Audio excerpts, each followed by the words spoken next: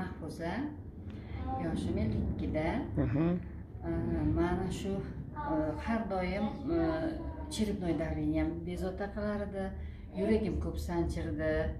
Keyin oyog'imda ko'rsangiz qo'rqadigan darajada varikozlarim ko'p edi-da. O'sha oyoq og'rig'i, yurak, bosh rosa yomon og'rirdi, pochka. Keyin men bu anemichniy bo'lganim uchun jigarimda ham ozgina naqa bor edi. Jigarim ko'pchilik aytgan, jigaringiz yomon, jigaringizda naqa deb o'zgarish katta deb. O'shaning uchun uncha doktorlarga boravermasdim, lekin chiripnoydan har 6 oyda davolanardim больницada. Lekin baribir 6 oy davolanganim bilan 1 oy yaxshi yurardim. 1 oydan keyin yana o'sha oshish, havoga qarab oshib ketaverardi, og'riverardi, bosh og'rig'idan qiynalib kelgandim. Mana betga keldim, kelinim tavsiya qiluvdi, qudam tavsiya qilgan edi. Betga birinchi navaramni olib kelib turib, ko'rdimda o'zgarishlarni ko'rib, o'zim ham ixlos qilib, birinchi to'g'risi ishonmadim. Keyin o'zim ko'rib, navaramdagi o'zgarishni ko'rib, o'zim ham ixlos qilib, o'zim ham olishga boshladim. Xudoga shukr, mana bir hafta bo'lgan bo'lsa, mana shu yelkalarimda og'riqlar ko'p edi, ayniqsa yuragim og'riganda kuragimga berib borardi, chap kuragimga. Kuragimda umuman og'riq yo'q, boshim haqiqatdan ham to'xtadi og'riqlari.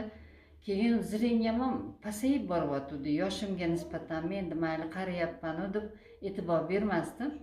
Lekin zreniam ham bir hafta bo'lgan bo'lsa, hozir o'zidan o'zi zreniam ham sal ravshanlanib, ko'zlarim moshdek ochilgandek bu zreniam ham yaxshilandi. Keyin men bu oyog'imdagi og'riqlar umuman qoldi. Namoz o'qishga qiynalyotgandim, 5 mahal namoz o'qishga qiynalyotgandim, chunki tizzamni bukib, inqillab turib, inqillab o'tirardim. Hatto hojatga ham o'zimga yarasha udobstvo qilib qo'ydim, bir devorni ushlab o'tirib turar edim. Hozir Xudoga shukr, mana bir hafta bo'lgan bo'lsa, bemalol o'tirib, o'zim hech qanaqa yordamsiz bemalol o'tirib turyapman, yengilman. Namozimni ham 5 mahal o'qiy olyaptim. Bir haftaning ichida shuncha o'zgarish bo'lganiga hayron qolyaptim. Xudoga shukr, Allohga shukr, Allohning inoyatimi, marhamatimi bizga siz orqali bo'lyapti ekan. Men juda ham xursandman.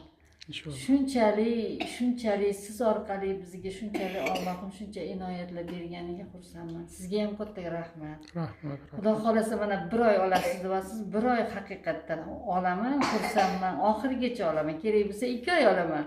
Chunki shunchalik bitta shu igna orqali